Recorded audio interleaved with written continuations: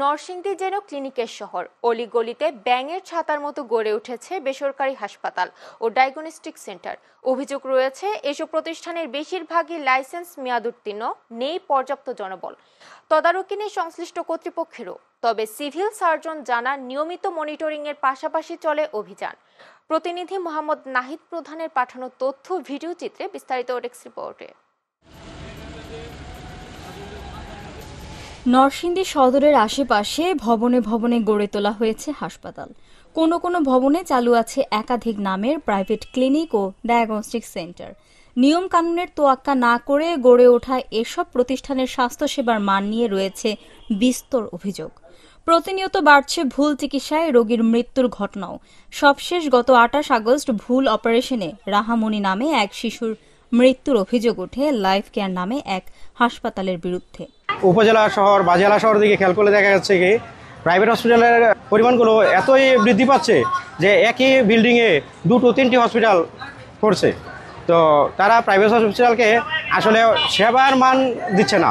এটা মনে ব্যবসা শুরু হয়ে গেছে, মানুষের জীবন মরণ নিয়ে মানুষের একটা ব্যবসা, তাদের লীলা খেলা।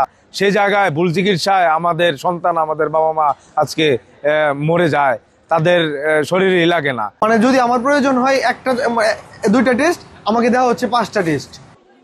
অনেকটা বাধ্য হয়েই এ সকল প্রাইভেট ক্লিনিকগুলোতে সেবা নিতে হচ্ছে রোগীদের। রোগী ও স্বজনদের অভিযোগ, ডাক্তাররা টাকার জন্য একই দিনে কয়েকটি হাসপাতালে দায়িত্ব পালন করায় মানসম্মত স্বাস্থ্য সেবা থেকে বঞ্চিত হচ্ছেন রোগীরা। প্রাইভেট হাসপাতালগুলিতে কিন্তু রোগীরা যায় না, রোগীদেরকে হ্যাসড়ে নেওয়া হয়। এই দালাল, এই দালাল, এই দালাল, এন চিকিৎসা কম হইব, পয়সা কম লাগবো। আসলে আমরা সাধারণ মানুষ, গরিব মানুষ, আমরা আসি একটু সেক্রিফাইসের জন্য, একটা ভালো ডাক্তার দেখানোর জন্য।